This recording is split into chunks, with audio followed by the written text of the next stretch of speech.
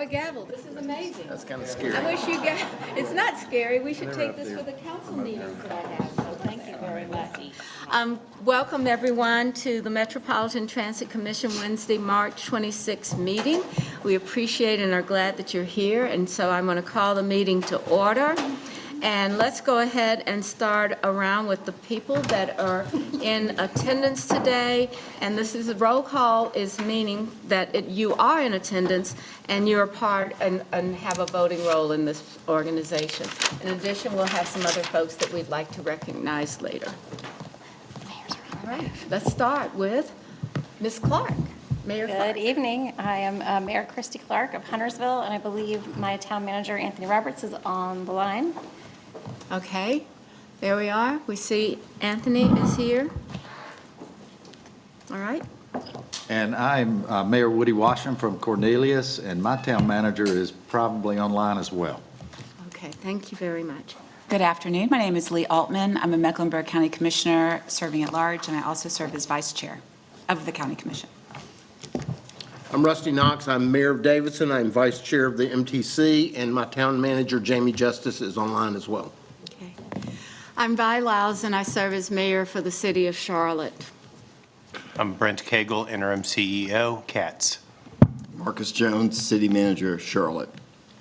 Brad Thomas, City Attorney's Office. John Higdon, Mayor Matthews. Brad Simmons, Mayor of the Town of Mid Hill. Ryan Spitzer, Town Manager of Pineville. Thank you very much. Do we have any others online besides those that have been recognized by their organization? So we have an LJ Wesleski. LJ Leweski? Wesleski. Thank you for that. So can you hear us? So I just want to make sure he's there. Okay, what do I do? And no response. All right, we don't have a response there, so we will not include Mr. Welsowski until after. Everybody's telling me exactly what it is, you and you, so at the same time. So we will not put him on our roll of activity, of people active here. So I just want to say thank you for joining us today. We have several people that are going to speak on our public comments sign-in, and I'm looking forward to the conversations that they will have and the things that they will say for this board. You know, it's a really exciting time to be a part of the MTC, I think, right? Our community and our region have made more progress in transit over the past year than we have in my memory. A month ago, a bill was introduced in the state Senate that, if passed, would provide our community the opportunity to choose our future transit future, for ourselves to be able to do that.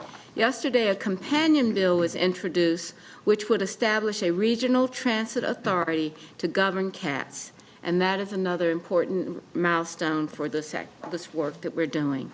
I want to thank Senators Sawyer, Rabin, and Craven for their leadership, and I want to congratulate the members of the MTC along with the leaders from our business community for taking another step forward. I want to thank Commissioner Altman for her continued leadership and work on this issue. We have a lot more to do, and we all recognize that, but we also need to recognize when we've had good progress, and I think we have had good progress. So thanks, everyone, for doing this. So now I want to take a moment ask for a motion and a second and vote to approve the January meeting summary that was given to you in your materials. Do I have a motion? So moved. We have a motion and a second. Any discussion? Hearing no discussion, all in favor of the motion, please raise your hands. Anyone in opposition? I think it's all unanimous. Thank you very much to the staff that makes it possible for us to have unanimous votes like this. Now we'll go to our public meeting for our people that are going to come and have speakers. I know several of you are here, and I have several names. So when you come, would you please come to the podium, and you have 3 minutes to speak. And I believe that we can start with Corey Lewis.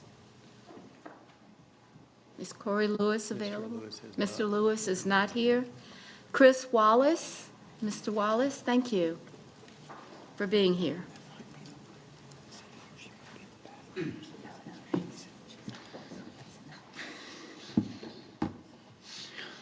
Good evening, members of the MTC. My name is Chris Wallace, and I come to you tonight on behalf of All Aboard Charlotte, a local chapter of the Carolinas Association for Passenger Trains. Our group comes to you tonight to speak on behalf of difficulties regarding the funding restrictions for the Silver Line LRT and offer a solution. While the 4 scenarios laid out by the team at CATS are solid options to connect East Charlotte, within the existing project selection, we believe there is another option open to us because of CSX's frequent track record of willingness to work with passenger rail. I'd like to share with you tonight our concept for commuter rail to Monroe from Charlotte via the CSX rail corridor, and how we feel that this is the best possible option for providing services to taxpayers. With the Silver Line East short on funding, alternatives must be considered to deliver services. The most cost-effective option is to utilize this existing track owned by CSX Transportation to establish commuter rail between Charlotte and Monroe through a trackage rights agreement, wherein the railroad still owns the line, but we're able to use it. This corridor could operate with 1-hour trips between Monroe and Charlotte and 30-minute trips between Charlotte and Matthews. These would be high-speed, high-floor, high-comfort vehicles for drivers looking to avoid, US 74. Our vision of this service is to bring it into as much alignment with the Red Line commuter rail design as possible. So that's equipment, schedule, design elements. Using the $56 million per mile cost estimates of the proposed Red Line, our 25-mile proposal could spend as much as $65 million per mile and still come in at a total cost of $1.6 billion, which stands in stark contrast to the 15-mile Silver Line, which would be $318 million per mile for a total cost of $4.77 billion. And it even beats out the proposed BRT to East Charlotte, which was priced at, I believe, roughly $130 million per mile for a total of $1.95 billion. These savings come from using an existing right-of-way, minimizing property costs. This would fall well within existing funding sources. That would open up a lot of options for both counties in the future. Excuse me. This method would also result in a much shorter construction timeline. When going back to the drawing board on anything, it's a daunting task and it's a big ask, but I would remind the board that there's a restriction on construction of rail projects anyway, that the Red Line's got to get done first. And with 2036 being the earliest possible date that could get finished, that provides 10 to 11 years for design, environmental review, and planning for this proposal. Whatever numbers you run, this project shows enormous potential as a path forward. And for anyone interested. Thank you so much for, if you want to leave the materials that you have for us, please feel free to do so. And we will continue to review and look for opportunities there. Thank you. So thank you very much. I think Corey Lewis just came in. Have you gotten your breath? I have gotten my breath. Well, you're welcome to come and have, is it 2 minutes? 3 minutes to speak. Might not even take that. That's okay, too. We always like it when it's not that long.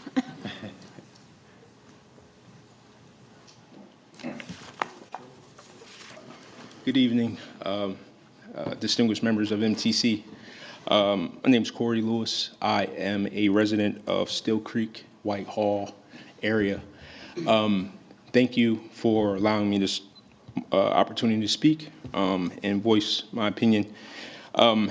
First, as I said, I would like to thank you for your advocacy and your continuous championing public transit in Charlotte, despite some of the rebuttals that you may get here and there and pushback.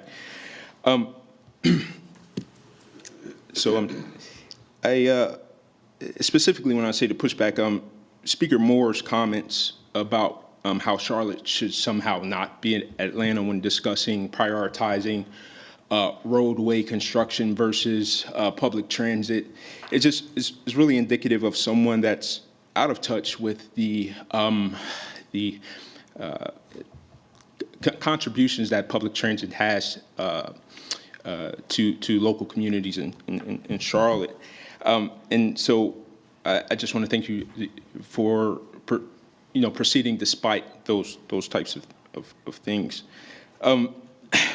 So when talking about Charlotte transportation, I think there is I would like to address like this stigma that kind of surrounds public transit and transportation in general.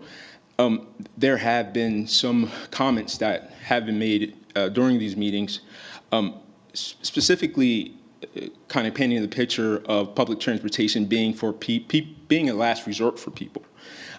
Public transportation is my first resort.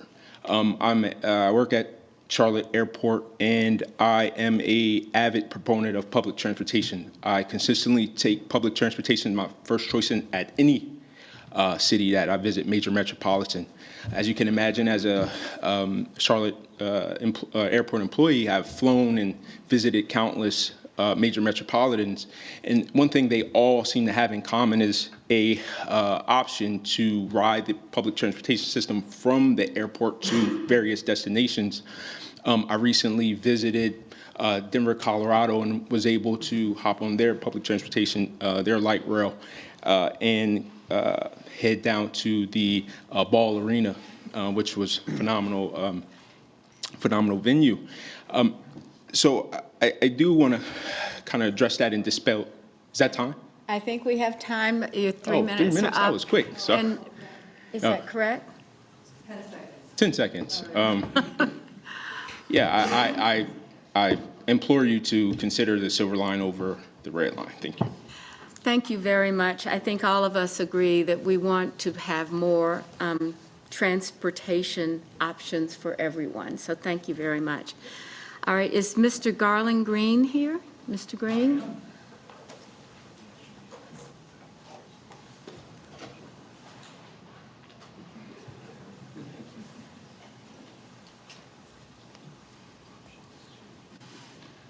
Hello, Mayor Lyles. My name's Garland Green. I live in South Charlotte. I've been following the transit initiative for over 2 years. I've attended a lot of meetings, read a lot about it. I'm in favor of enhanced transit. Yet I'm concerned about the best utilization of tax dollars. And today I want to talk to you a little about that relative to the what's called the 40-20-40 plan. As we well know that the plan was derived by city leaders and picked up by the city council, and the reasoning behind it, at least in my mind, and a lot of people, is they wanted more money for light rail, and you're talking to a legislature up in Raleigh that's roads first. So what they did, they put together this program with some money, significant money, where roads first, and kind of just cast it up to Raleigh, and that's where it is right now to see where it's going to end up. But with that said, my 4 concerns, or really 3 concerns, is first, public input. Secondly, I want to talk about the light rail. Cats, that's less than 2% or 1% of the population of Mecklenburg County. The most interesting thing about that, when they talked about light rail, the priorities were first to go to the airport, secondly to go to Matthews, and third to go to Davison. And there wasn't much interest whatsoever about the trolley cars or extending the Blue Line down to Carolina Place Mall. Relative to light rail is there were 4 scenarios modeled. Most interestingly, there was nothing said about going or down to from downtown to Matthews. The reason being there wasn't money available for that, so it was kind of left out of the scenario. And it didn't make the people in Matthews very, very happy. And then busing, and I've got to get concluded pretty quickly, was very interesting. If you look at an article that was in the January 25th issue of the Ledger, the Charlotte Ledger, which is a great publication and has a transit area, there was no mention of how many riders the expanded bus service might attract. And that's important because on average, CAT buses are mostly running empty. Am I out of time? Okay. Well, I have a better plan that I wanted to propose to you. And I'm just going to take 30 seconds just to say this much. It's called a 45-20-45 plan. It gives more money to light rail. It gives more money to busing. Excuse me, it gives more money to light rail. It gives more money to Thank you. boats. Thank you very And it has much, adequate money Mr. for Green. busing. So thank you very much for that. Who did I give my handouts to, Mayor? You can just, over here. Okay, There. thank you so much. Emily, right. I know that we have others. Is there any other speaker? Okay. So thank you for all of you that are attending our meetings. We don't usually have a lot of guests like that, and I think this is really great because I think you can see that we're beginning to generate some information that I think we have as we discuss as a group. So thank you very much for being here. And now we'll go to the next part of, we're going to have a report from the co-chair of the new MTC Advisory Board, recognizing Alyssa to join us at the podium up here. And I think we're going to give you a few minutes for remarks and to make sure that everyone knows who you are. Thank you.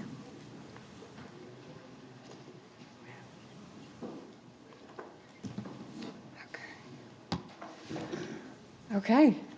Good evening, Mayor and Chair Lyles, board members of the Metropolitan Transit Commission.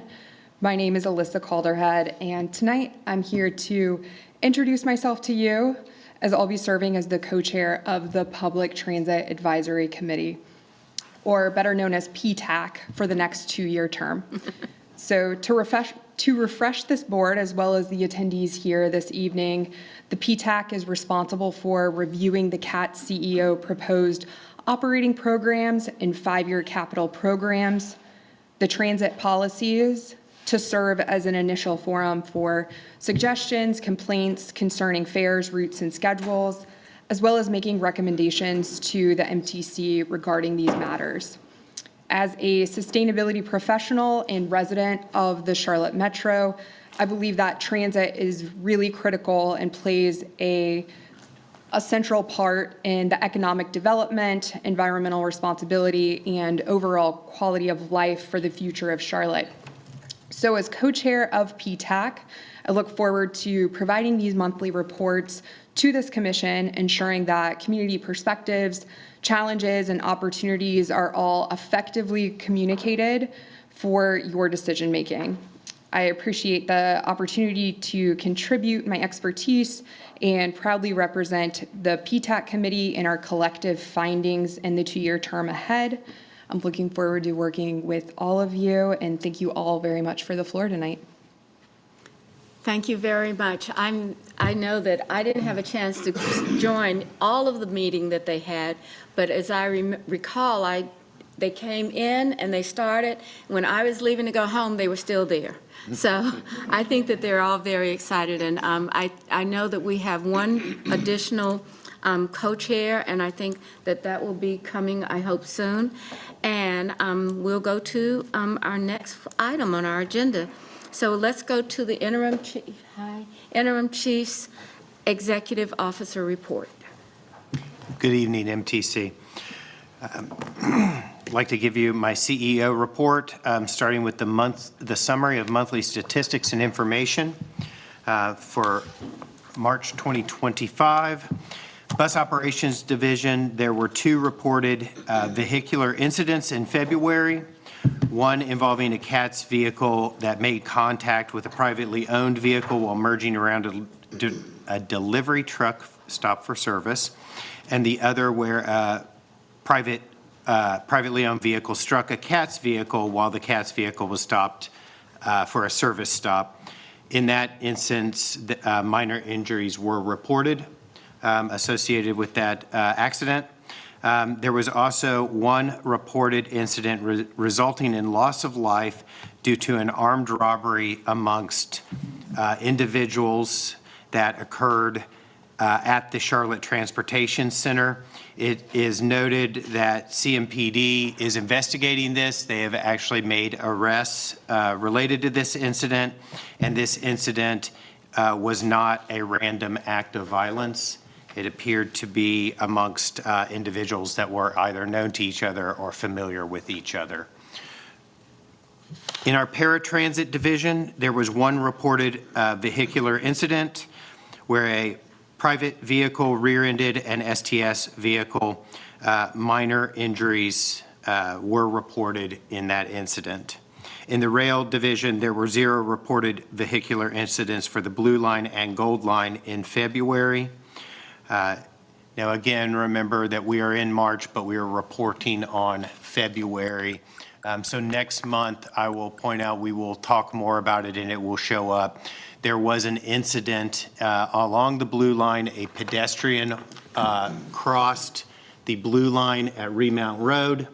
The female pedestrian did so while walking through the down gate arms.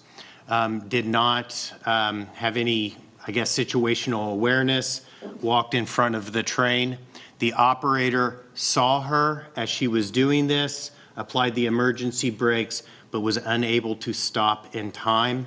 The operator made contact with the pedestrian and she was trapped under the vehicle. I say all of this to get to my point, which is this was a terrible incident, but it did show the professionalism and the training, both of the CAT staff, the operator who was aware of this and was attempting to stop, and also the safety and security staff and the Charlotte Fire Department who immediately responded. They jointly train for these kinds of incidents, and they were able to extract the pedestrian from under the train. She was transported to the hospital, and she is making a recovery now. That's amazing. Thank you. Ridership summary. On-time performance. In February, our on-time performance was 81.95%, just under 82% for the buses. It was about 85.4% for paratransit, 97% for Blue Line and Gold Line. On missed trips, during February, missed trips tracked a little bit higher than they have in the last few months. They were at 2.3%. This is higher than we would like, which is effectively 0 or under 1%. I will point out, we believe that a lot of that had to do with the weather events in February. It affected our ability for our operators. Schools were let out, operators were scrambling, and then just in general weather conditions it was a tough day for the bus operation. But again, missed trips tracked a little bit higher last month than we would like to see, but we do think that weather played a major factor in that. We also believe that weather played a factor in ridership, which tracked a little bit negative during the month of February. Later in the month, service delivery started to recover, and most of our days later in the month were below that 1% missed trip metric that we would like to continue maintaining. Additionally, you'll have a presentation later tonight, but I'd be remiss if I didn't talk about the launch of our CATS microservice. We launched CATS microservice in the north part of the county, Davidson, Cornelius, Huntersville, and the northern part of Charlotte down to North Lake Mall. So far, Ms. Prasuti will talk more, so I don't want to steal her thunder, but we're really pleased, and we think that our riders are very, very pleased with the service as well. Going to the detailed reports that start on page 11. I won't go through these reports specifically, but happy to answer questions. But I do want to point out that beginning in January of this calendar year, You may note that the detailed safety reports look a little bit different.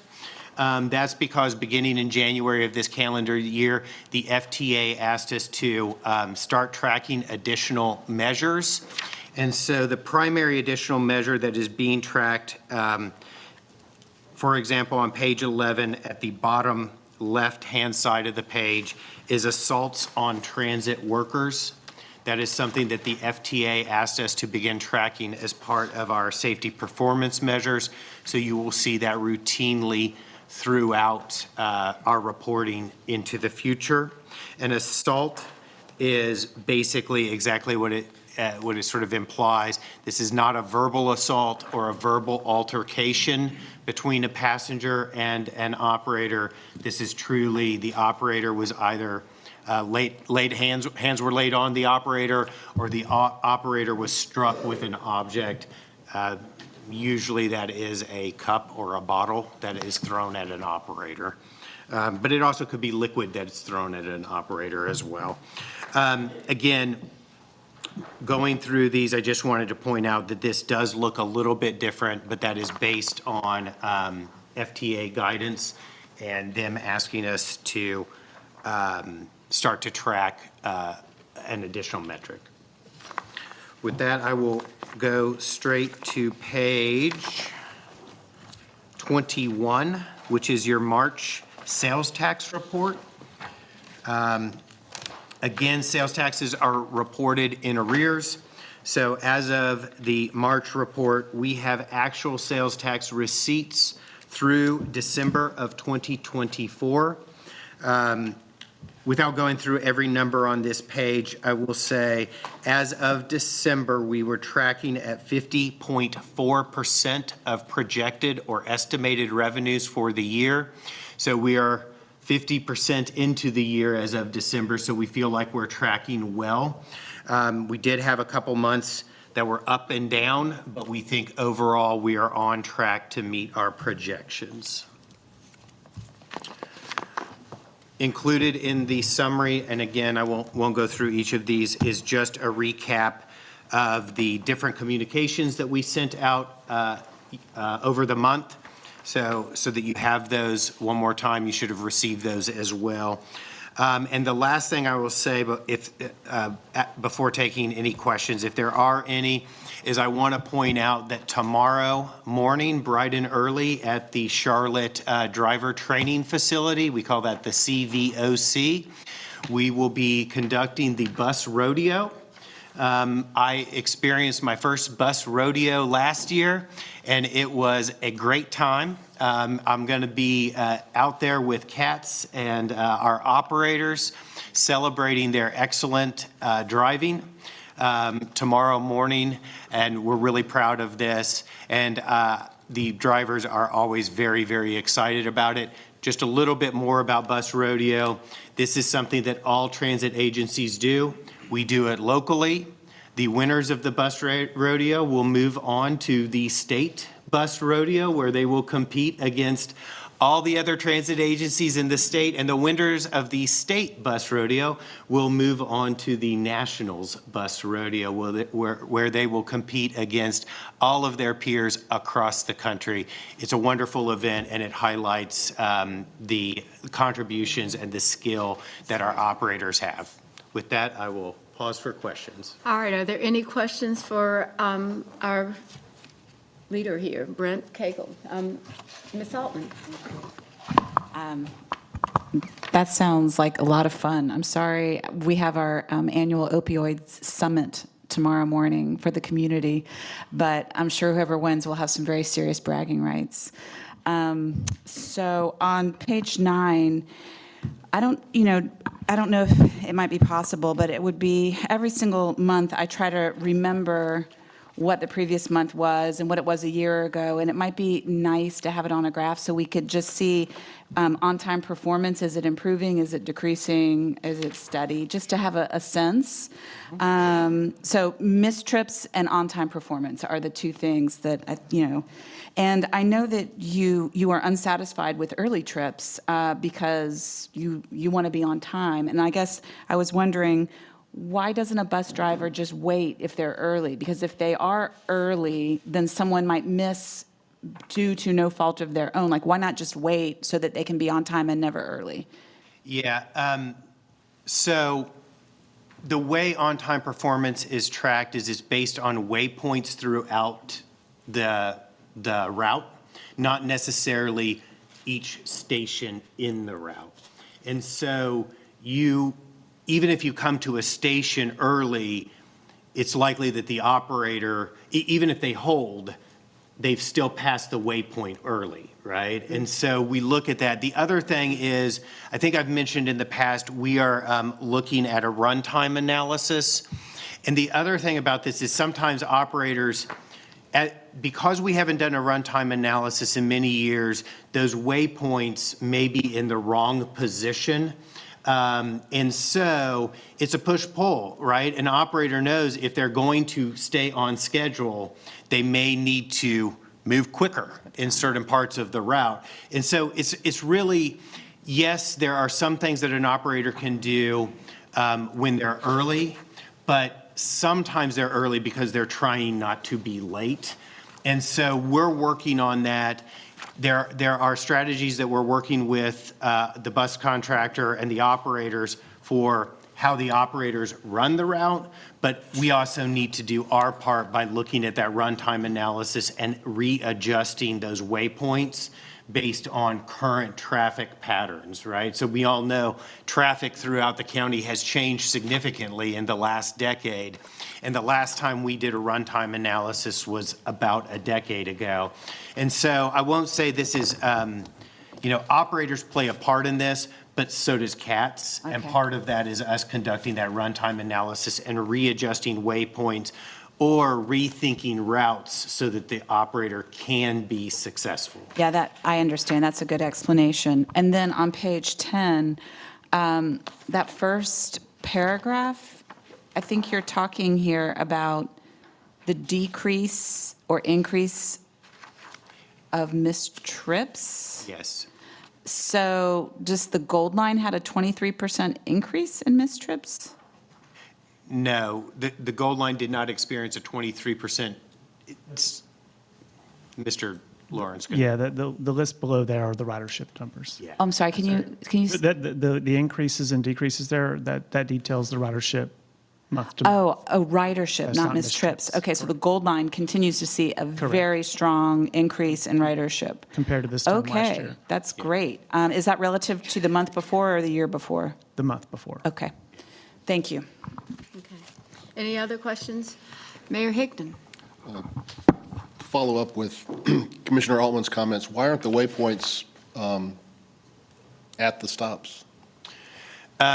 So most transit agencies, there are many more stops than waypoints. So evaluating on-time performance, you establish waypoints along the route, but not necessarily at every single stop.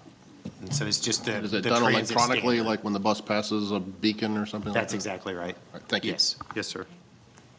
Any other questions regarding the report from our CEO? Okay, so now let's go to the next item on our agenda, which is the CATS micro update. Who's going to present that? Ms. Prizzuti. All right, Ms. Prizzuti, thank you.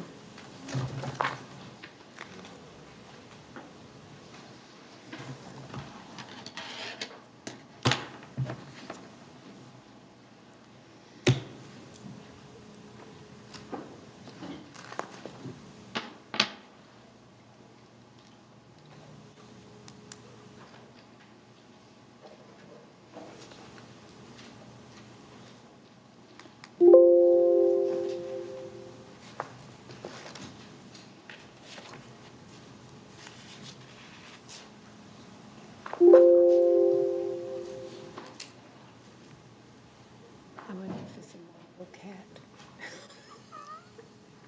Well,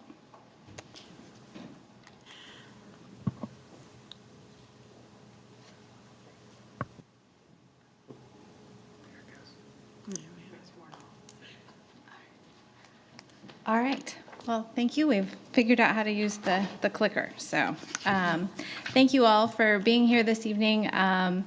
As was said, I'm Elizabeth Pursuti, the Chief Administrative Officer here at CATS, and had the opportunity to assist in the implementation of the CATS microservice, which was launched on February 24th. And we've had a lot of great success with the program thus far. And so tonight I'm just going to recap what Microtransit is, share with you a little bit more about how the service is doing, some of the engagement activities that we've completed and continue to do, and then we'll take any questions.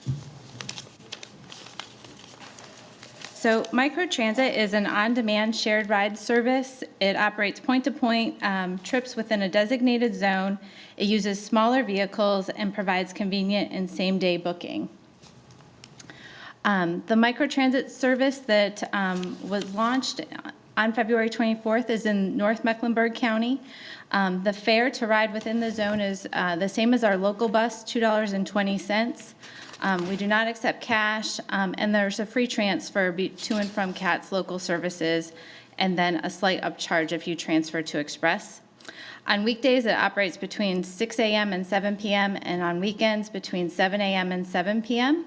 And our goal is to have a wait time of less than 30 minutes. And all the trip bookings, we have a mobile app to help with the trip bookings, and people can book via the CATS Pass app, or they can through the customer service center and do it via phone.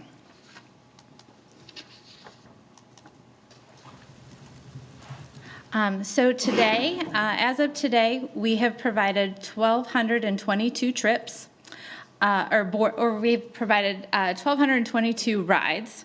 We've provided 1,063 trips. So one of the things that we hope to achieve with the service is that people would ride together, and that trips would be kind of grouped together, and really kind of demonstrating the opportunities the software provides. And so as you can see, we've provided more rides than we have trips, and so about 10% of the rides provided have been shared rides with other people.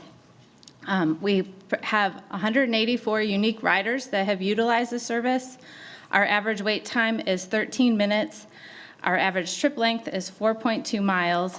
Over 75% of the trips were booked via the mobile app, and almost 23% via the call center. And we have not yet had a request for a trip that required a wheelchair accessible vehicle. One of the cool things, one of our first riders was a kindergarten teacher in Huntersville, and it was really great. She was very excited about the service, and she's like, this is the best way to get to work. So we've had a lot of great comments about the service and a lot of unique stories associated to that. So this kind of shows a little bit of the ridership trend. And so the line on the very bottom is the first week ridership by day, and then the lines increasingly go up. And the green line is actually this week. And wasn't going to put that on the graph, but we were having ridership has been strong since Sunday, and wanted to share that it really is growing every week, and we anticipate that to grow even further as we look to the future.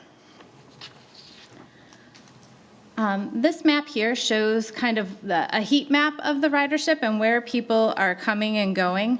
Some of our top destinations are the Huntersville Family Fitness and Aquatic Center, the Gateway Park and Ride, and Cornelius Park and Ride.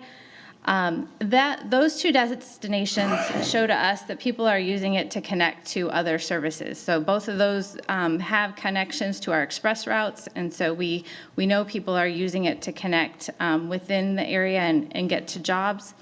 The Little Life Academy at Life Fellowship Church, and then the Target North Cross Shopping Center. Also, you'll see Northlake shows up here down at the bottom.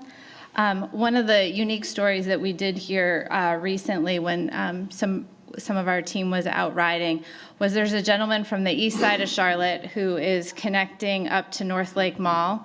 And then utilizing the Village Rider, because those connections between the bus route and the Village Rider are timed really well, going up to Cornelius to a job, and then he takes Microtransit back down to North on his way home to connect back to the east side. So it really is being not only used by the residents in North Mecklenburg County, but also facilitating regional connections.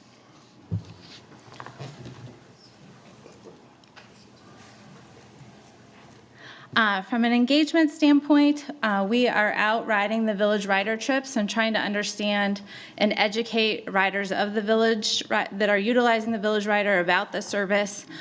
We've been able to kind of move some folks over to Microtransit, but have some activities planned, and going to actually one day go out and follow the Village Rider with a Microtransit vehicle and try and encourage folks to utilize it and take advantage of the trip and book their trip on Microtransit and have it take them right there, rather than continue on with the Village, or rather than maybe using the Village Rider that day.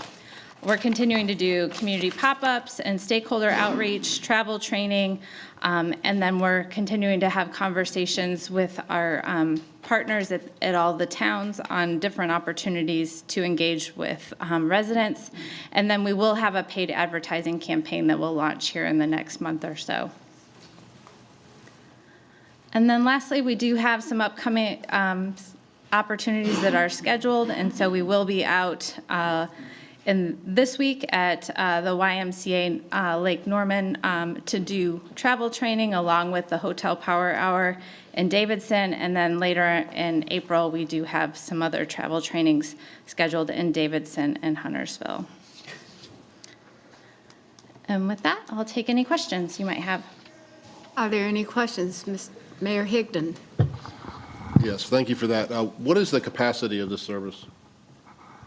I mean, when will you no longer be able to service the number of calls you get for rides? I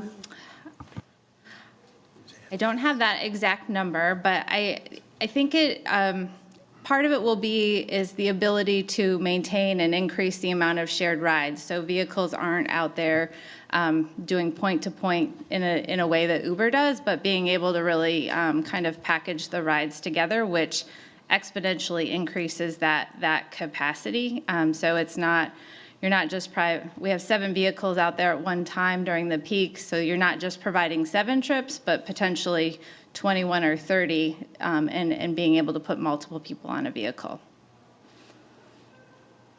Any other questions? Yeah, I'm stoked. I mean, my residents are so happy, and most of the people I've talked to that are using the service never use the Village Rider. So they're unique and new riders to the service. My wife and I used it Monday, picked us up at Town Hall. We went to Burkdale, didn't have to worry about finding a parking space. We had lunch and came back, and the wait times were right at 15 minutes. Oh, so great. It was awesome. That's great. Right. Well, I understand too that one of our speakers tonight, Mr. Wallace, is a believer in Microtransit as well, so. He'll let you know how we can improve it for sure, but anyway, to get him on one of those and off a bicycle, it's a pretty good thing. So I think that we've heard, sorry.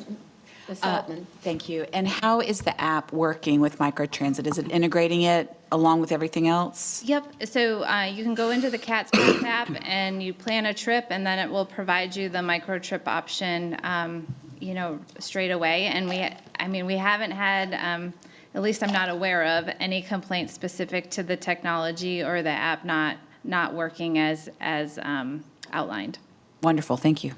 All right. I think it's important to note, too, that the app doesn't show up if you're not in the zone. That's one thing I did not realize. But if you're outside what is the test pilot, the app doesn't show up. One thing I will say, a pro tip, and we're adding this to our travel training. The app, there is a layer on the map that you can turn on that will show you in the app where the zone is. But if you don't turn that on, you're absolutely right. It's sort of a guessing game. You call up from the destination to the location, and you know you're out of the zone if Microtransit doesn't show up. If you turn on the layer in the app, you'll know even before you sort of do that test run and can see if your destination, if your starting point and your destination are in the app. The other thing I'll say is the app will default wherever you are. Is the app defaults to your as your starting point. So using myself as an example, I do not live in the zone, but I live real close to the edge of the zone. So what I can do is change the start point from where I am, my house, to about a 5-minute walk away, and then call up the ride and walk up there. So I do think, I think the service is great. We're getting great feedback. I think as people get familiar with it and how to navigate, we'll just continue to see more and more riders. I also think the numbers, this is an educated guess based on the numbers, but we do think that a lot of these riders are new riders, right? This is not just people who have moved over from Village Rider. There is some of that for sure, but there is a lot of new demand in this service with the riders. And they're sticking, just based on the ridership. They're making multiple rides, or they've made multiple rides within the month since it started. Well, congratulations. I think we've seen something that's very successful, and I don't know how fast we're going to be able to expand, but I hope that we understand that a lot of people are interested in this service, and we have to figure out how to make sure that we can continue to do this at this level. So thank you very much. It's terrific. Thank you. So our next item is for the transit system plan update. And I believe that we're going to have, Ms. Goforth. oh, Ms. Goforth. I was thinking Jason, and then not. Have to, okay.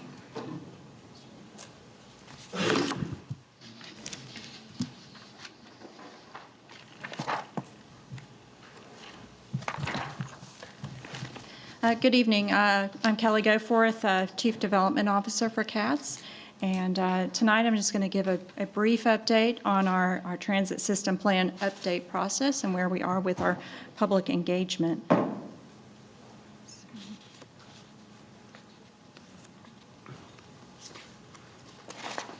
So I'm going to just talk a little bit about process, a reminder on that, public engagement and next steps. So just a quick reminder, this is the process that we've outlined, 3-step process for the transit system plan update, and we're currently in step 2. In January, the MTC approved the 4 financially constrained scenarios and asked us to take those scenarios out for additional public input. So that's what we've been working on since then. So we've been developing a number of materials and outreach efforts to the community to get engagement on the transit system plan and the scenarios. This slide provides a summary of those outreach strategies. The first thing we did was really develop a robust, project-specific website, and that website's listed here, CATS Transit System Plan Update.com. That has information about the process, about the scenarios, about the projects, about the different modes under consideration, BRT and LRT. So really all of our content about public engagement as well is there. All of our materials are there, so it's a really great resource for people. In terms of advertising and getting the word out about the transit system plan process, we used a number of outreach mechanisms, riders alerts through e-blasts, as well as on our vehicles. Those are the hanging riders alerts. We've produced also kind of traditional materials, so hard copy handouts and surveys that we gave at meetings, as well as put in libraries and community centers. And you have a copy of that handout in your binder tonight. It's in the front pocket. So some good information there for you, so you can kind of get a sense of the materials that we're producing. We also, of course, used our social media tools to promote the public meetings as well as the survey to try to get a lot of participation in our efforts. We used radio and billboard ads. Thank you to Mecklenburg County for their willingness to advertise on their large billboard. And that's exciting to see. We also used, traditional yard signs, so people passing by to advertise our meetings information, so from a pedestrian standpoint as well as from a vehicle standpoint. We've also done a lot of stakeholder and neighborhood outreach. I'm going to talk a little bit more about that. Of course, media kits and media releases, using that mechanism, working with our city public information officers as well as towns and other stakeholders really to get the word out. And so thank you to all of our partners for helping us to promote this outreach effort. So over the past month, we have hosted 6 public meetings. The first one was a virtual public meeting.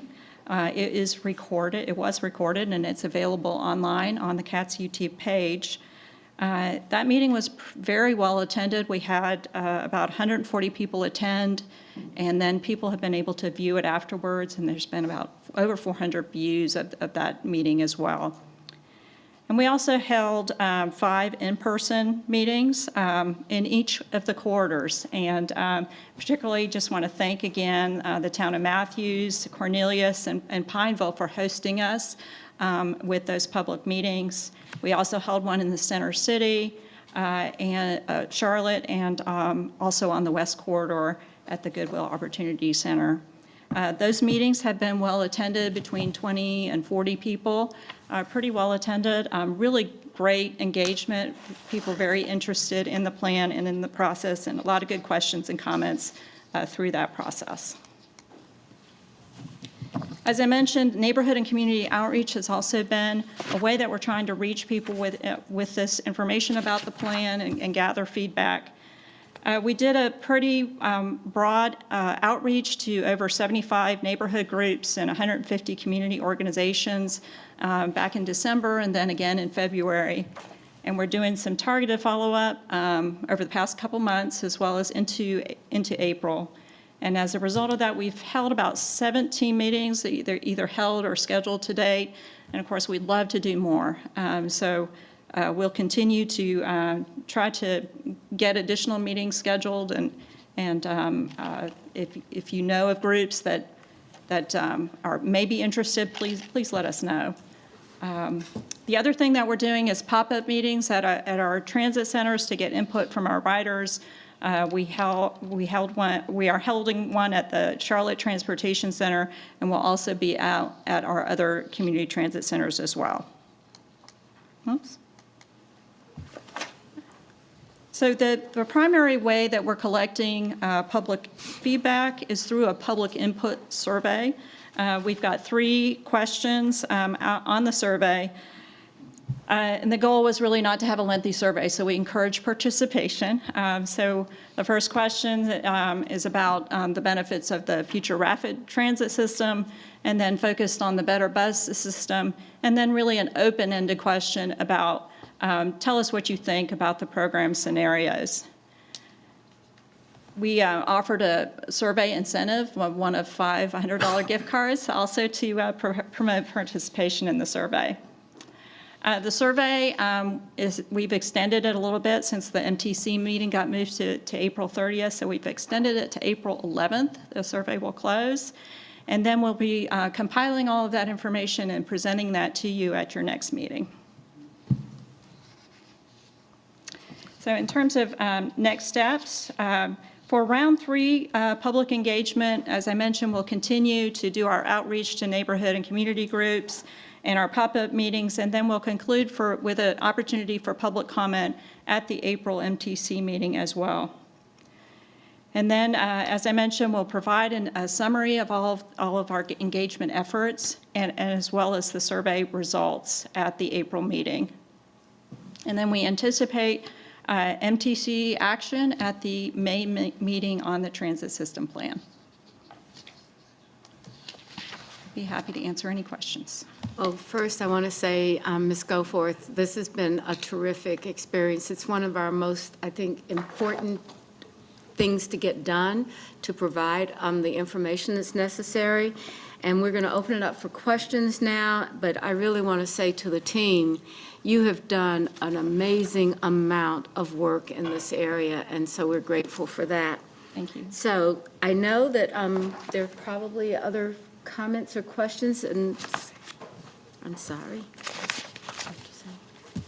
Okay, so I think that really we understand, the weather has been so nice that I've had the opportunity to walk to the transit center for a couple of times over this past week. And you can tell that people are paying attention. They're ready to talk about this and to think about this. So I know we don't have results right away, that we're going to continue to do this outreach, and I think expanding it past the time that we had organized or had stated, I think it's really good. So, and I think also we're seeing a lot in our neighborhoods. I hope several of you that are here today that are just watching us that see that you can have your neighborhood participate in this, and it'll make a big difference and will really help us out. So I think you said you had 75 neighborhood groups, and we'd be glad to make that 100. So from some of you here today. Are there any questions? I just got one quick one. Kelly, do you have any numbers right now about how many people have answered the survey, or is it, since we've extended it to the 11th, Yes, do we make another do. final push or Let's see. something like that? Did I put that in my notes? I think it's around 800 responses so far on the survey. And last time we had over 1,400, so we'd definitely like to see more. Okay. So encourage your community and anyone, your clubs, your whatever you have and as a captive audience to participate. This is really going to help us as we plan for the future. So we can also provide all members of the MTC with a list of those organizations that we have reached out to. We can also let you know if they've responded. Some of them we've reached out to, but maybe they haven't responded. And if there are additional organizations, which I'm sure there are, that you think, hey, in my community, this would be an important group to talk to, we're happy to do outreach so that we can go out and talk to anyone and everyone we can. More engagement on this, so important, the transit system plan. The more engagement we have, the better.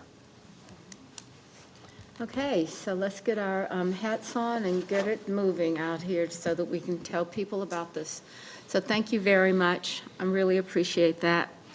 So we have 2 action items today for our meeting. We'll start with the Transportation Demand Management Grant, and I think that brings Ms. Prezzetti up again. Is it Mr. Lawrence? Are you doing PDM? Or did I have out of order here? It's proceeding. No, it does have Elizabeth. No, it is. It's Elizabeth. Elizabeth?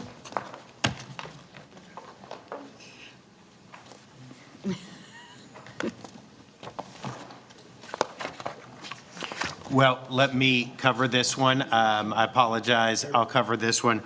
So the Transportation Demand Management application is due. This is a grant that we traditionally apply for through NCDOT. It requires a 50% local match, and we have proposed a funding request of $146,068. NCDOT for their grants do require an action that we show in action from the policy board. So this is before you today so that we can submit that grant application. So moved. And we have a motion, and do we have a second? I'll second. And we have a second. Is there any discussion, any further discussion? If not, all in favor of the motion, please say yes, so raise your hand. Aye. Yes. Yes? Anyone in opposition? So that's unanimous. And so the next part of this around our Transit Demand Management Grant application, we've done that one, so we're going to move on to I think we've covered Selecting PTAC. Oh, we have, that's right. I hope everybody got a chance to read it was actually how people were reporting for our PTAC meeting. So we have a need for an at-large CATS fixed bus rider to participate in the PTAC, and I believe Ms. Altman has found someone that would be able to do this, and I'd like to recognize you for the nomination. Thank you, ma'am. I haven't spoken to this person recently, but in my review, and by the way, shout out to Emily Kunze for doing an amazing job simplifying this, just for visibility to the public. She sorted through hundreds of not hundreds, but probably 100 applicants, those people who have been riders with great frequency, because that's very important that we select someone for the role who really has a lot of firsthand experience with riding our buses. And looking at the demographics of our current appointees, it's a great group we have together, but I just noticed that we have no one who is Hispanic Latino, and since we have such a large community, I think that representation is really important so that we don't have blind spots in our policymaking. And so I would like to nominate, I don't have my reading glasses on, and this is like 7-point font. Thank you. Juan Contreras Juarez, who is, in addition to being a frequent bus rider, an incumbent from the previous CTAC or TSAC. So I think that would be a great, and thank you, Mayor Knox. All right, so we have a motion on the table, and we have a second. Any further discussion? Hearing none, all in favor of the nomination, please raise your hand. Anyone opposed? So that passes. Thank you very much. I do hope that we'll be able to get our co-chair at some point. Maybe we can talk offline Yeah, so I we can say I can help. Yeah, that would be great. Yes, Okay, ma'am. thank you very much. So now, let's see, we have that accomplished, and so now we are going to the part of our agenda on the MTC budget workshop. Yes, Mayor, members of the MTC, Mr. Howell is going to present.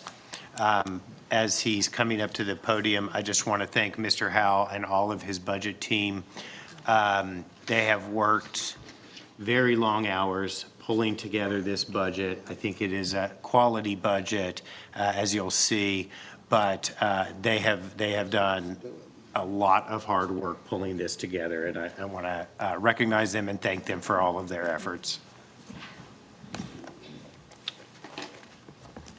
Good afternoon, Chairperson Lyles and MTC members, and Brent took part of my opening there. I was going to also thank the budget team, two of whom are here tonight, our budget director, Ms. Phyllis Heath, and our operating budget manager, Marcus White. Crystal Givens, our capital budget manager, could not join us tonight, but I definitely want to thank them. A lot of long hours. I think we started a budget with about $320 million in initial submissions, and you'll see tonight we're down to about 289, which is still a very large budget, very focused budget. I also want to thank Mr. Cagle and the other members of the CATS senior leadership team for their guidance and direction. They made it very clear what our goals were, and they helped us as we went back and worked with many people throughout the department to make that happen.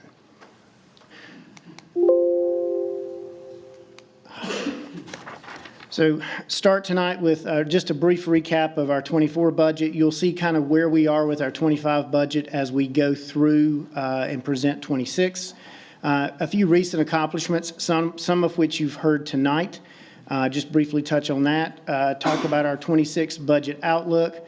Go over an overview of our operating and debt service budgets and capital budget, and then talk about the next steps for the MTC, for PTAC, and then ultimately as we hand the budget over to the city for their consideration. Just touch briefly on FY24. We ended, one more slide. Here. From a revenue perspective, we closed the year with $17 million above what we expected for our adopted budget. A lot of that was due to grants.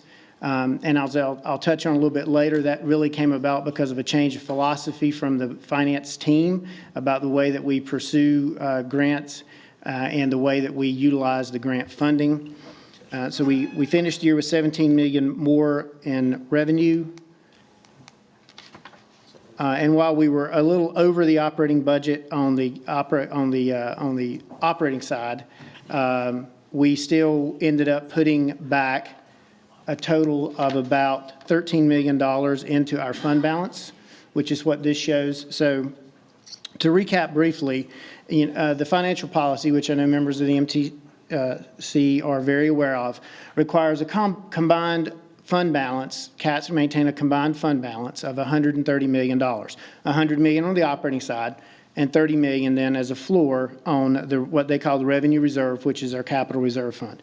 Currently, our fund balance at the end of '24, which is the most current numbers that we have that have been signed off on with an ACFR, is at $242 million. And so we have a solid fund balance, but again, $130 million of that 242 is our floor that we are not supposed to go below.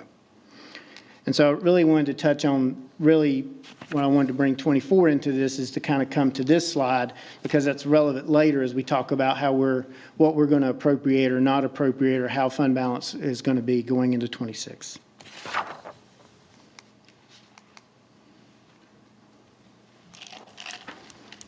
Some recent accomplishments, of course, you've heard about some tonight, but a couple I also want to point out on was the the Mint Hill STS service, Mecklenburg County Microtransit. We touched on that. We've also installed 28 shelters of stop improvements. We've reduced missed trips, as we again covered tonight. Onboarding of new management contractor for TMOC. Again, that is the folks that manage the bus operations, parts of the bus operations for us. And of course, as everyone here is well aware, the city worked with us, and were able to purchase the Norfolk Southern O-line this past year.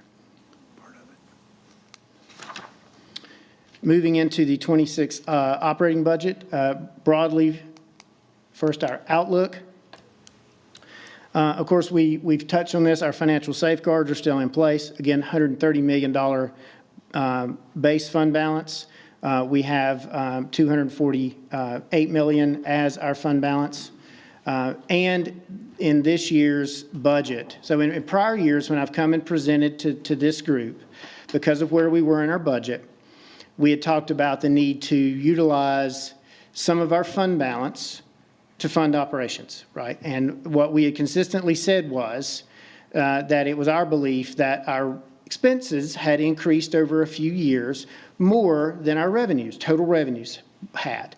What you're starting to see now, not completely, but what you're starting to see now is the revenues catch up as in total. And so this year we have eliminated any fund balance draws to support annual operations. We will actually be contributing a net of $5 million planned into our fund balance. And so that is actually planned. We see, based on what we see right now, that will be a planned contribution, net contribution to fund balance. Sales tax outlook, it's projected approximately 4% growth. We worked with the city's economist in Dem-Tazifor to refine that number. It is based off, Mr. Cagle touched on earlier, that this year's, the revenue that we're receiving this year has had some ups and some downs, but we think we're on track now. But what we did when we calculated, in working with Mr. Tazifor, when we calculated the 26 sales tax number, we used where we thought we would be in 25 now, not where we thought we would be in July with the budget that we originally presented. It wasn't a huge difference, but we thought that was a more conservative approach. Although since we are primarily over 50% funded by our sales tax, our transit revenues are still a little low in totality compared to peer cities and agencies. Federal and state grants, to the extent possible, we utilize federal formula money. This is one of the changes I touched on earlier based in our operating grants. What that allows us to do is draw the money quicker than, for example, if we say we're going to use it on something in the future years on the capital side. Nothing wrong with that.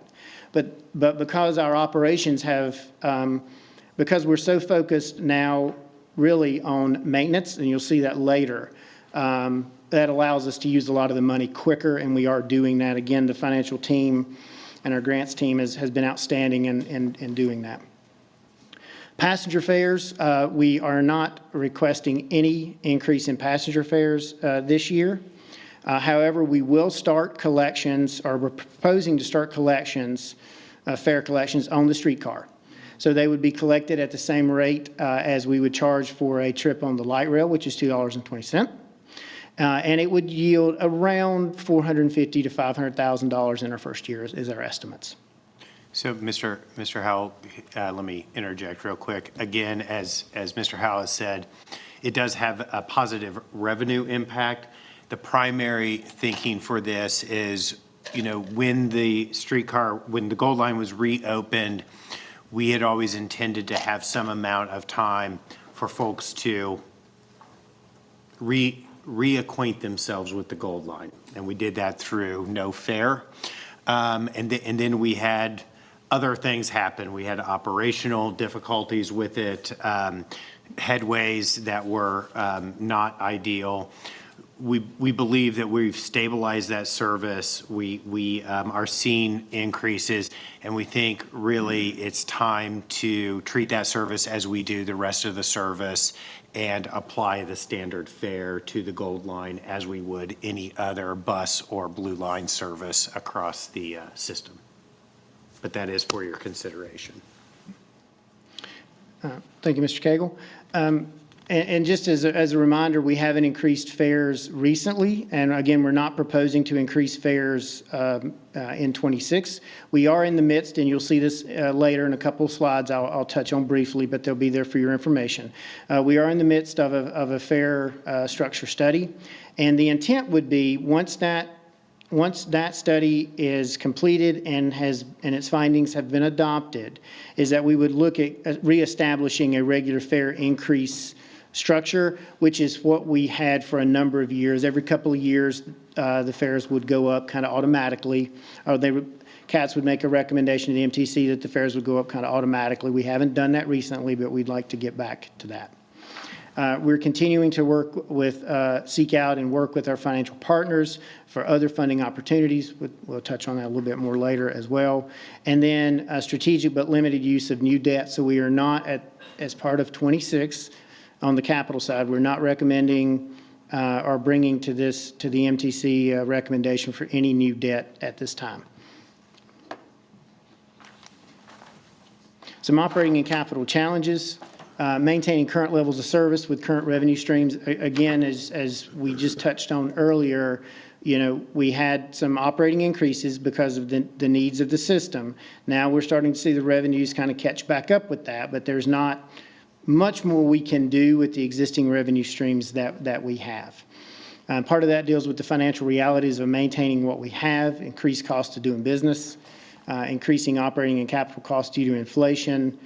Most COVID-era funds, so the grant funds that came in as part of the COVID support, there were at least three main grants that came into us. We've almost exhausted all of those funds. The one that's going to remain after 26 is a specific one for some of the mid-life maintenance on our rail cars on the capital side. But a lot of the others that are operating related, those funds will be exhausted by the end of FY26. So by the end of the budget we're presenting to you tonight. Again, our aging system infrastructure and technology maintain state of good repair. Our assets are getting beyond their useful life. Higher per vehicle maintenance costs. National labor relation trends are also increasing operating costs. Currently, there's an ongoing union contract negotiation right now with our bus operators. Right-sizing our operations, right-sizing the system, which is what we've been focused on the last few years. The need for safety improvements, need for reliability and frequency of service, continuing to promote the perception of the system. And of course, as everybody's here aware, we are a growing region which has additional transit needs. Microtransit was one of the ways we responded to that, that was just mentioned tonight. All right, getting into the numbers now. So bear with me. I'll move through this quickly, but I want to touch on a few things. Revenues, and then we'll talk about the expenses. So from an operating revenue perspective, again, about $289 million is the budget where it sits right now. 57% of that is from sales tax. 13% is from grants, state and federal. 11% is from our maintenance of effort. So that's the money that comes into us from the city, the county, and from Huntersville. And also that's part of running of the streetcar, the GO line. Fares is only about 6% of our total revenues. And again, as part of the structure we've laid out here, we're showing a net contribution of $5 million to our operating fund balance. And from 25 to 26, it's overall about a 7% increase is what we're showing. I'll spend a little bit of time kind of walking through some of the larger categories of revenues that I touched on. So again, I've started calling this the Article 43 sales tax, just to be clear. So this is the existing sales tax. Any new sales tax, the legislation that's there, when that's to be adopted, I believe will be Article 33 sales tax. None of that is here. Just so for clarity, I've went ahead and changed the slides to be Article 33 sales tax. Again, this is the existing half-cent sales tax. It does not include groceries, grocery foods, automobiles, housing, medical visits, and medicines, for example. We are showing an increase of 4%. Again, we're projecting it to be around $167 million, of which $157 million will go to operations, and then $10 million, again, is being set aside for reserve.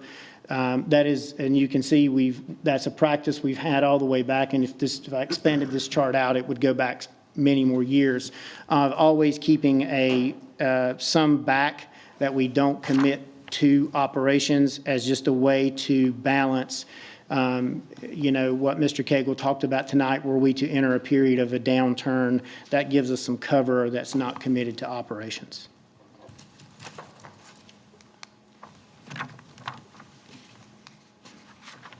Our grant history and projections. Again, we're showing it to be very strong. We are estimating that we will collect about $48 million in FY26, $38 million from federal grants, $10 million from state grants. And again, this strong collection is based on a change in CAT's finance philosophy to simplify our grant requests and focus more on operations. This allows for quicker utilization of awarded grant funds. And you're seeing that here. It also focuses on personal services and maintenance. So in other words, we're able to bring it in and use it just almost within a year of us signing the grant agreements. We're able, in most cases, to go ahead and draw these funds down and utilize them locally. Again, grants are reimbursement, so you spend it. Of course, then we get the money, so we have to spend it first, then we get the reimbursements, but we're able to do that much quicker. Maintenance of effort and GO line, $32 million is the combination that we're expecting here. About $27 million is the maintenance of effort from the city of Charlotte. We're projecting about a 3% increase there. We're still working to finalize that number. And the GO line number that we have in here right now is about $5 million. That'd be a $5 million reimbursement for the operations of the GO line. I will say that is something that we are looking much more into detail at. We have employed a contractor, and we just met with them yesterday, in fact, who is coming in and looking at the detail of what it actually costs us to the fully allocated cost of operating the GO line. And we will be passing that information forward once we know what it is. But it will take some time. It will probably not be in time for FY26. Probably will come forward in FY27. And again, this is just, about $32 million here. So ridership, we touched on this a little bit earlier in some of the other presentations. Our ridership, again, continues to grow. So if you look back here at the FY20, that's really kind of early COVID. FY20 is when things begin to shut down for the first time, and we begin to really see some of the drop-offs. So if you took this chart back, you would see those columns going a little higher. So we're getting back close to that now as we go forward into 26. Ridership is estimated to continue a positive trend. This is in all modes, so this is a total of all modes in 25 and into 26. However, as I said earlier, our overall revenue stream, we've kind of reached that threshold. It's low compared to our peer cities. And if it were to stay that way, no new revenue sources coming in, our inability to fund any additional service enhancements would start to limit our future ridership growth. So if we can't expand routes, we can't cut times, for example. And we see that coming, and we're already tracking against that. Our fare history, so that was so this is the revenue side of it. We're estimating about $19 million in fare revenues coming in. And again, when you see an increase there, that increase is based on the fact that of ridership coming back, but also slight bit in here for we're asking that that we begin charging fees on the goal line.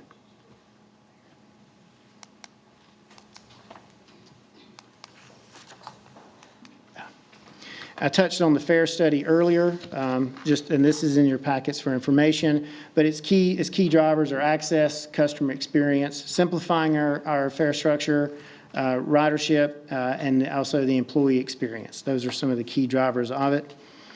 And as you'll see here, it is still ongoing. There. It is actually in process now and would extend into FY26. And so right now we're in the midst of phase 2 of that study. And then ultimately we hope that we would wrap it up in early calendar year 26.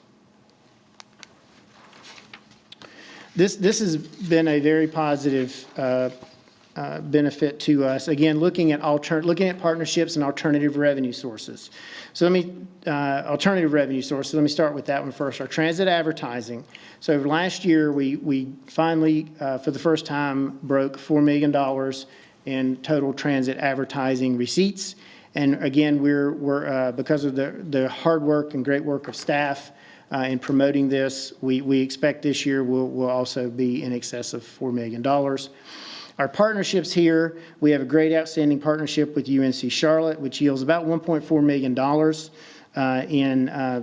in student fees, basically fees that come from the students to us to be able to ride the system.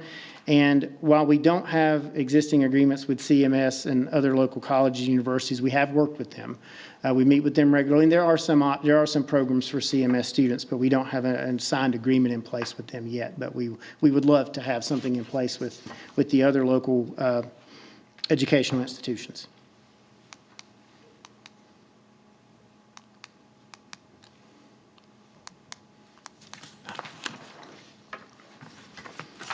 So that was the revenue side. Touch on the expense side here. What we've presented to the group in the past few years, I think I can sum up our focus areas this way. It's valuing our employees, it's maintaining our assets, and it's a safe and secure system. And as we move forward, you'll see that put into practice as part of the budget.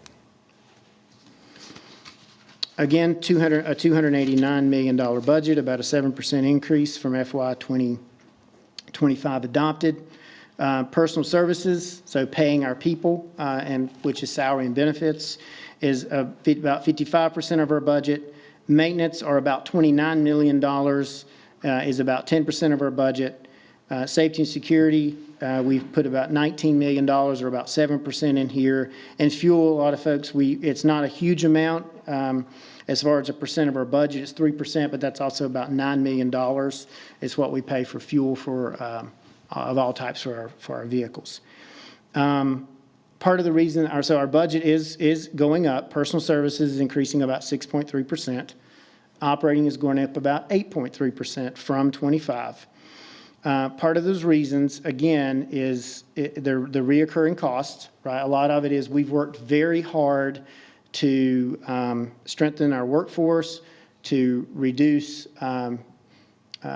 turnover. And as of today, and this number is I ask our fantastic HR team to quickly run the numbers for me today, we're at a 10% vacancy rate. So that's outstanding. That's about as low as we've been, and they are working hard to maintain that. But there's a cost to that when you do that, right? There's a cost to maintaining a vacancy rate that low. And so you're seeing some of that here. Again, continuing to focus on maintenance, which is driving up our operating costs. The need for continued safety improvements and security for riders and staff. This budget fully supports the initiatives that we've put out, that we've brought before this group in prior years, which was increases in our safety and security contracts. So that's also shown in here as well. And of course, just like with us individually, I know just like in my household, it costs more now to buy something than it did a year ago, and that's factored in here as well. Just touch briefly on, I know everyone is aware of the services we provide, but I wanted to kind of touch briefly, use this as an example of what some of these services cost, or what are built into the budget, the $289 million budget. Fixed route bus is around $113 million. Rail, streetcar, $45 million. Paratransit's about $14 million. And then our microtransit, which we just had a briefing on, and van pool together, it's about $3 million. A couple other large ones that aren't necessarily picked up here. Safety and security, we touched on that, about $19 million or 7% of our budget. And then the customer experience. Now, customer experience can be a pretty broad area. It's everything from our planning function all the way through to our customer service agents. That's about $12 million of our total budget. So, you know, over 60 to 70% of our budget is directly related back to services that we provide to the community, to our riders.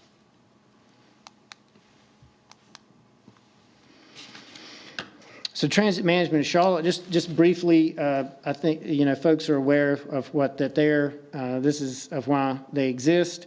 TMOC is a subsidiary corporation and is held by the city, but it's basically the staffing for our bus operations. It includes the bus operators, our bus mechanics. We Drive You leadership, which used to be called National Express, and then also the TMOC admin staff. And I really just wanted to point this out, is that staff, so TMOC presents a budget to us as well, and so that's fully incorporated in here. That's part of, when you see BOD, it's part of that budget as well. Microtransit, I was going to speak on quite a bit on this, but I cannot follow effectively Ms. Persuti's presentation to this. So what I'll say is again, the fare for this is $2.20, and it will cost us about $2.5 million to operate it from now through FY26. And so that's what we're putting into that.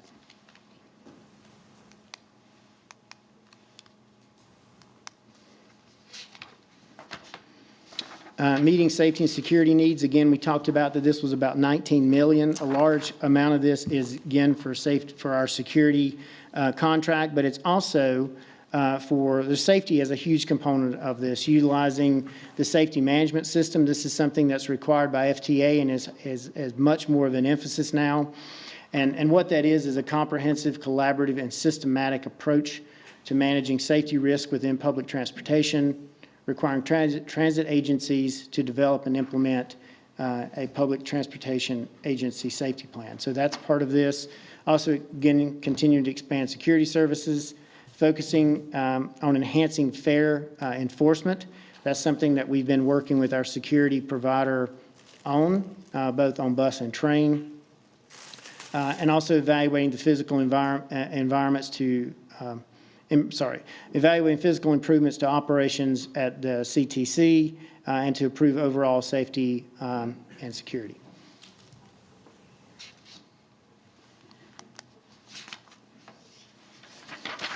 Again, value our employees. We've worked very hard over the last few years to ensure that our employees are have a great environment to work in. We've reduced the loss of our employees by a huge amount. Again, we're down to a 10% vacancy rate, which is almost unheard of. At least my time with the city, it's been very hard for departments to stay at that low, but we've worked very hard to do that. And again, you know, looking at this from a budget perspective, that's around 55% of our budget is all of, operating budget is all of it, what it takes to pay for salaries and benefits of our staff.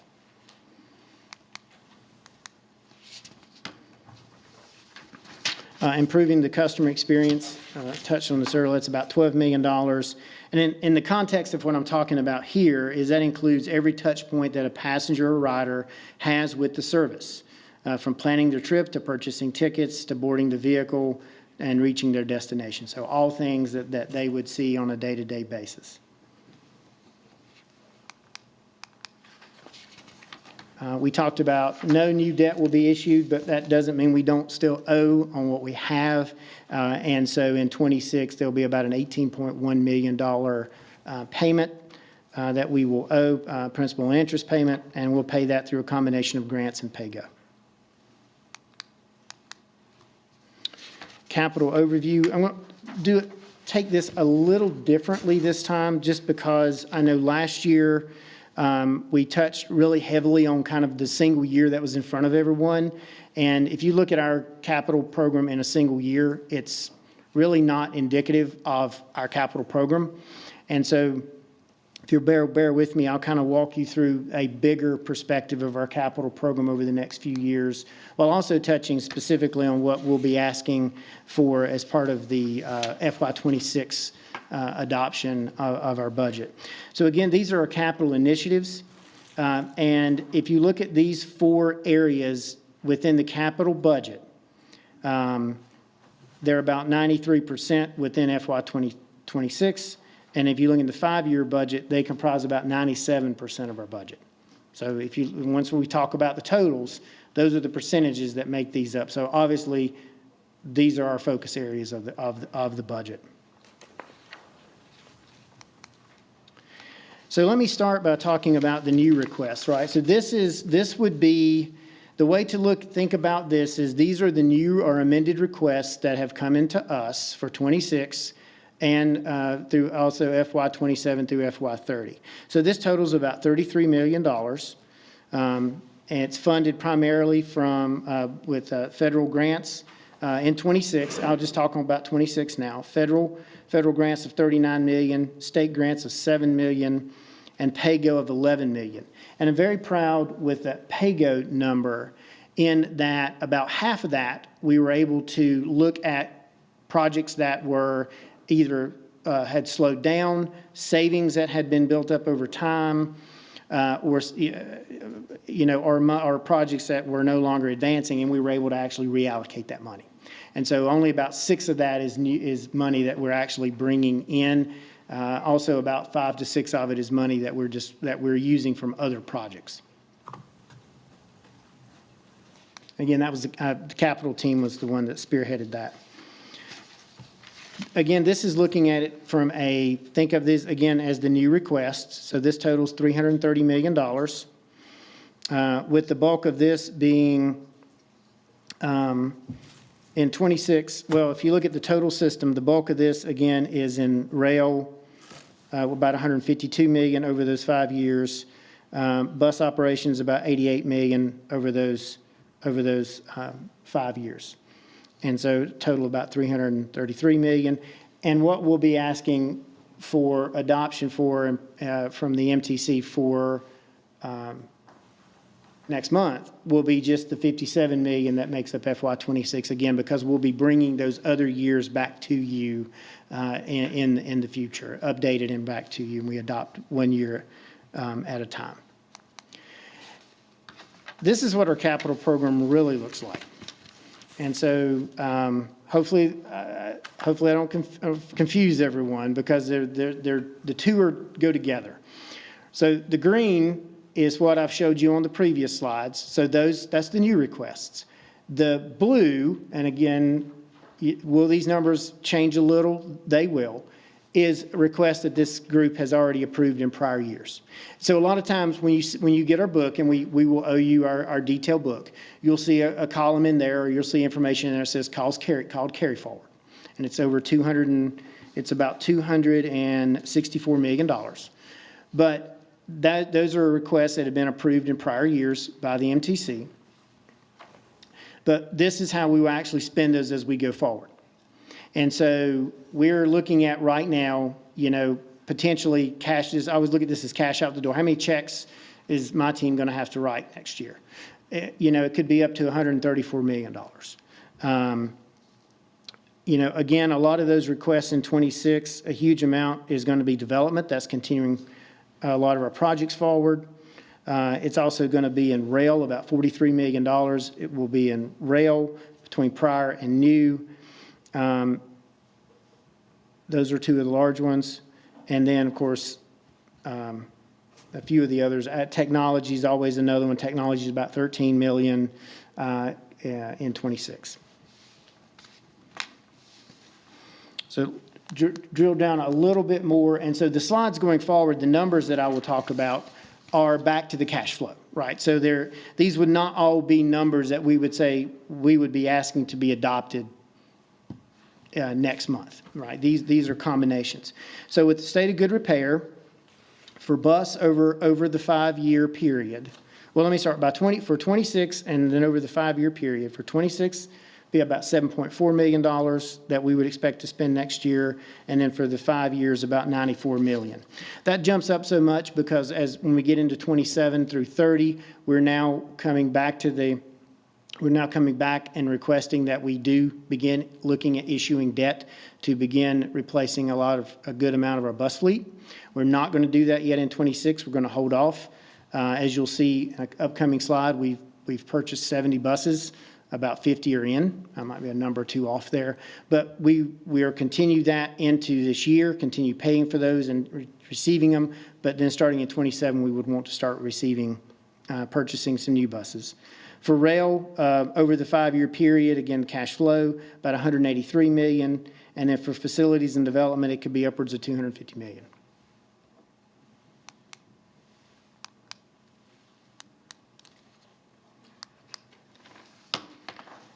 Just touch briefly on the maintenance, our LRV maintenance. So we brief this every quarter or more often, if needed, to the FTA. And what we're counting on here in 26, again, there'll be $43 million spent on the maintenance of our rail cars from either new money or prior appropriated money. That's one of our key focuses going forward. We're still working toward a 2028, so calendar year 2028 completion of our truck overhaul. But I also know that our rail operations folks are continuing to work with Siemens to refine that date.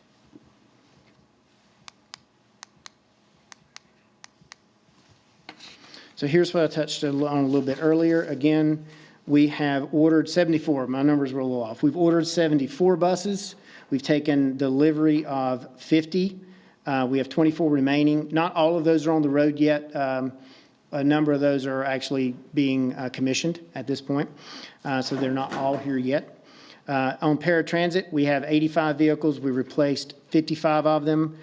We still need to replace 30 of them in the coming years. Technology. Let me just read a couple of the things here with this. So major technology systems have reached end of life or need updating. That doesn't mean they're not working.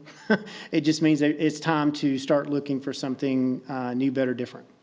Opportunities for more coordination, approach to system utilization, and no dedicated staff to ensure data accuracy and validity at this time. Addressing the changes at hand, phased action plan to procure, upgrade software systems, and improve integrations and flow of data between systems. A way to look at that more is when you look across our system and look across those 5 years, there's about 30 projects that are uniquely within the technology realm, at least that, plus or minus 30 projects, or about $30 million will be spent just on upgrading our technology that we have now.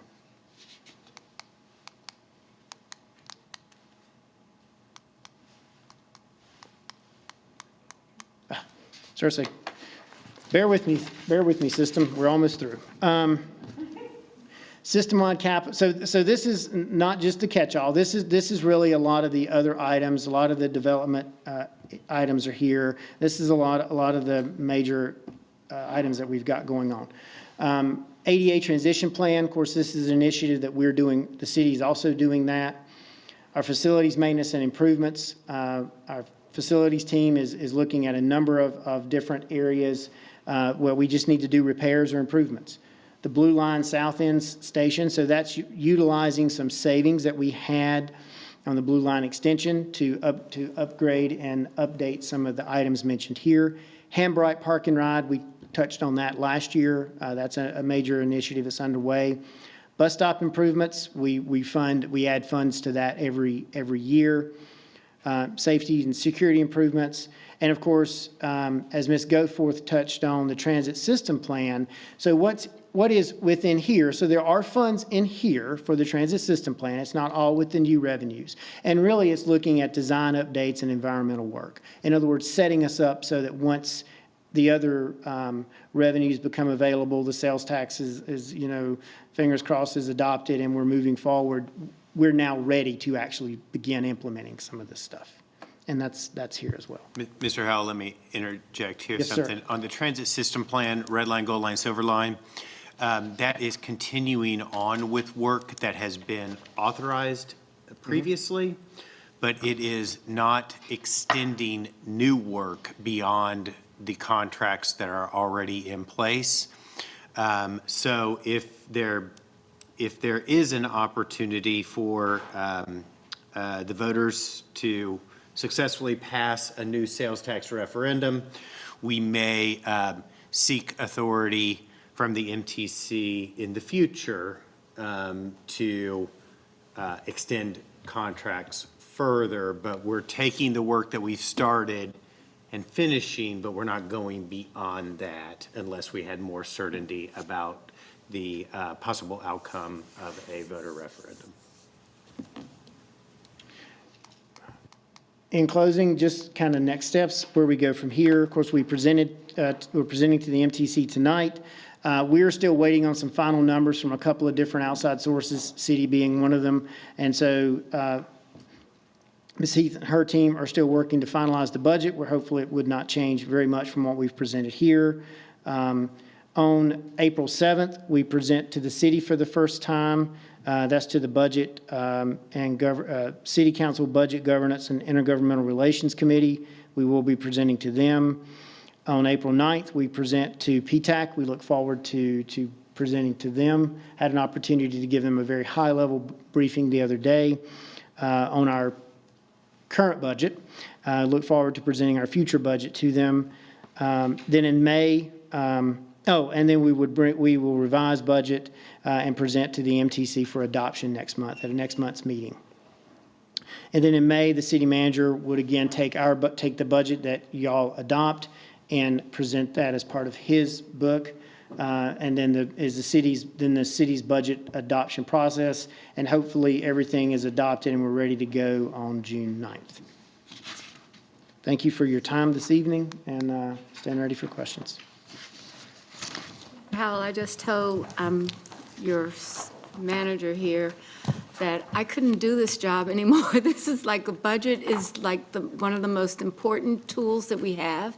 It's actually what our community depends on, and you have done a terrific job explaining this to us today. So I want to say thank you to the entire team. I know that you don't do this by yourselves, but thank you guys so very much. Any questions right now? All right, Mr. Higdon. Yes, do you have an approximate dollar amount, just out of curiosity, what the administration of the contract costs through TMOC? It's the strict cost, since it's only 4 employees, and I'm going to probably miss a little bit in the number, but I can get close. So what we're actually paying for, are you asking for the cost of what we pay for the We Drive It? Yes. Yeah, We Drive It, I believe, is around $2 million. No, it's around 1.5 or 1.7. So less than $2 million for the We Drive It team that's there. Thank you. Yes, sir. Ms. Altman? So, thank you for the presentation and for the work of the whole team. If you can answer my questions with more brevity, I'll appreciate it. I won't think you're shorting me details because I want to move quickly since I have a few. So on my board, we have I'm sure every board has different culture around fund balance. My understanding is we try to have enough fund balance to cover, I don't know if it's 3 or 6 months of operating, but not so much fund balance that we're holding a lot of taxpayer money that could be benefiting the taxpayer with services. So it looks like you have a fund balance equal to about a year of operations. Is that right? And what's your philosophy? How did y'all arrive at this amount? It's a great question. We are holding it consistent with the directions that are provided in MTC 01. Consistent with the MTC? MTC 01, the financial policy. It stipulates what we maintain in fund balance. Can either of y'all give me a little more flavor about how we got to that number? Yeah, so the $30 million is required as part of the debt that we've issued. That is really part of our commitment to the bondholders. So that $30 million is, I guess I'm going to call that regulatory. The $100 million is a operating reserve that should revenues take a significant and sudden decline, it allows us to continue operations while we would evaluate ways to reduce costs. So when does that happen? COVID, right? Overnight, the world shut down and revenues went significantly down, but those buses were still operating. So we adjusted expenses by pulling back service, but that takes time. There becomes a mismatch between losing the revenues and being able to adjust the expenses, and that's what that $100 million is for. We believe that on the operating reserve side, we believe that we are consistent with other transit agencies. We're certainly not significantly overfunded in comparison to other transit agencies, but we're sort of in that middle area. Now, the rest of that balance, right? There's 130 required, but there's also another approximately 100 million extra above that. So what that does is allow us to pay for state of good repair items, similar to what we did, the $60 million contract 2 years ago with Siemens on truck overhauls. As our system ages, we'll have large capital expenditures that come due to basically maintain what we have. And when we start talking about maintenance costs associated with rail and with bus replacements, the numbers go up pretty fast. Okay, thank you. Speaking of unanticipated shortfalls, are you foreseeing any problem from the federal government? We have been in routine, we get the communications daily, and when we're looking in that, we've been in routine communication with Region 4, and we've not gotten anything definitive from them about any reductions. What we're hearing is execute your grants as quickly as you can, and that's what we're focusing on. We've not heard that they would be pulled back yet. Okay. And let me clarify too. In transit, for transit agencies, federal funding sort of comes in two forms. There's the formula funds. So Mr. Howell talked a lot about formula funds. Formula funds are really awarded just like they sound, based on a formula. Riders, revenue miles, and we're hearing nothing from Washington, from the FTA, that those funds could be in jeopardy. Those funds are formula funds. We make no assumptions. So the other kinds of funds, competitive funds, and those would be, a good example of that is a couple years ago, we received a competitive grant for low and no emission vehicles of about $30 million. That was not guaranteed to us. We competed for that against other transit agencies. That's where there are still question marks on what the priorities will be for competitive funds. we know there will be competitive funds. What we don't know is what will be the priorities used to evaluate the applications for those competitive funds. And that we do anticipate will change. Okay, thank you. Slide 16. I don't understand the slide. It talks about maintenance of effort, but then it talks about gold line. So are we talking about gold line or maintenance of effort? We're talking about both. But let me clarify a little bit. So the maintenance of effort, so let me just talk about the City of Charlotte's numbers, right? So the maintenance of effort here, which was intended, remember when the sales tax went in, it could supplement but not supplant the monies that were already being given by three sources at that point: Huntersville, the City of Charlotte, and Mecklenburg County. And so over the time, City of Charlotte's has grown up to about $27 million. So that's primarily the maintenance of effort part.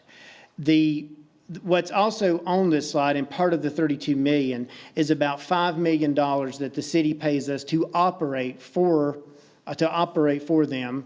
I'll say it that way, the goal line. And so that's the two parts that make up this one number. Is that because the gold line is more of a city project and not an MTC project? No, the goal line was a competitive project that was done when Anthony Fox was the secretary, and that's how it got constructed from that point, and it is a city-sponsored project. The Gold Line capital costs were paid for out of the general fund, so paid for by the City of Charlotte General Fund on the capital side.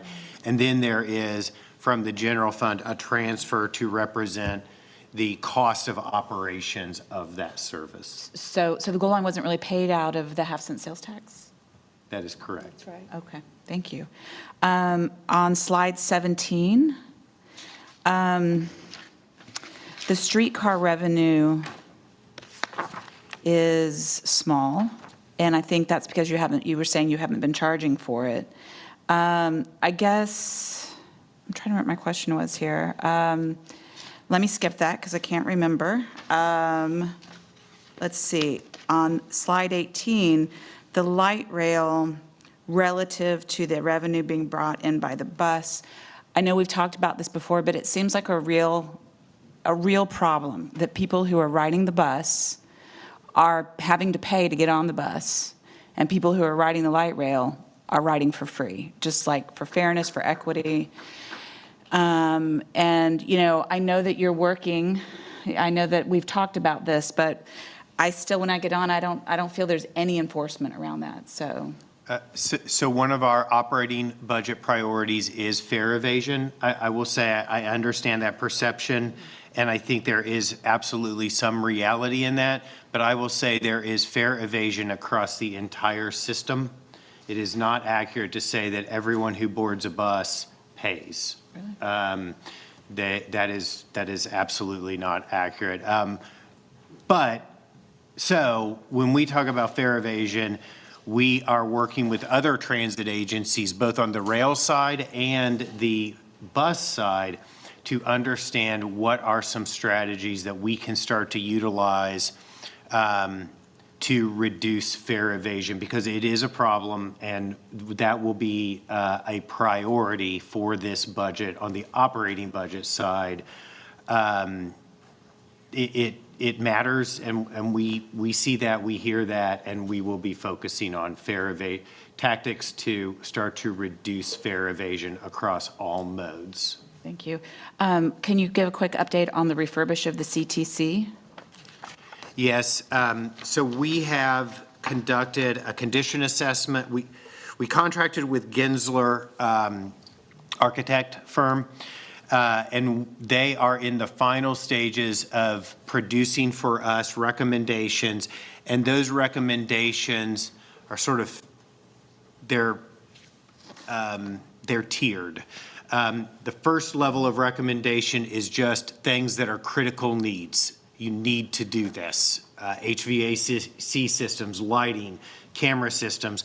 And we're focusing on those critical needs first, with an eye towards what we can do to support better safety and security at the CTC, things like lighting and camera systems. The second tier that they have is really what can you do that's beyond critical needs to really start to improve and enhance experience and how the CTC fundamentally operates today. So we will be prepared very soon to come to the MTC and present to you those tiers of recommendations with the understanding that there's going to be that basic tier that just must be done. And then there will be a conversation about sort of going above and beyond that. That's exciting. Just two more comments. I just want to draw to everyone's attention slide 24. As we talk about our planning going forward and bus and rail, and I've heard Mr. Cagle and Kat's leadership say before that bus is the backbone of not only our system, but every urban transit system. And wow, look at the ridership numbers. We have 8 million bus trips a year compared with 5 million light rail. So let's just always remember how important bus is and how many more people it will always reach, and be sure that it gets all the attention and care and love and funding that it deserves.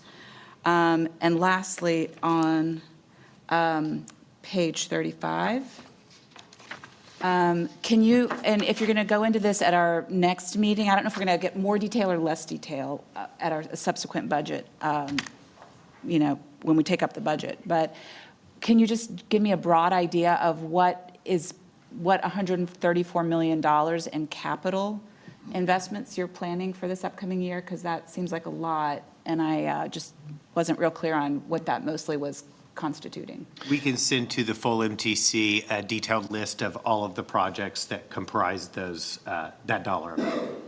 Thank you so much. Yes. Okay, so again, thank you very much for the presentation. You can do the follow-up, and you have the follow-up. And so I believe that that is actually the place that our reports are done. Are there any other? Mayor Higdon. Yes, I have two comments and two motions that I want to make.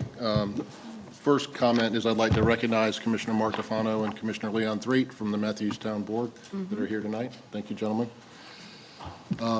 Secondly, I just wanted to respond to Commissioner Altman's observation about the number of people that ride buses versus light rail. There's a lot more buses than there is light rail. So, I mean, I think that makes sense that there would be more.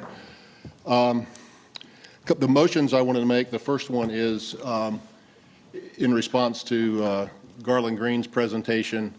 I'd like to make a motion that the city take a look at a 45-10-45 funding model via the InfraStrategy software. I'd like to make that motion. Okay, I don't think I have it written down anywhere, and so, John, if you'll help me, you want to do. I would like a 45-10-45 funding model looked at through the InfraStrategy software so that we can see what it could possibly pay for. Okay. So we have a motion. Is there a second? I'm sorry, Brad? Mr. Thomas. Mr. Thomas, okay. So because that is an action item for the MTC to take, we would have to have a unanimous vote to add it on as an action item tonight. On the agenda. Or you could request it put on a future agenda.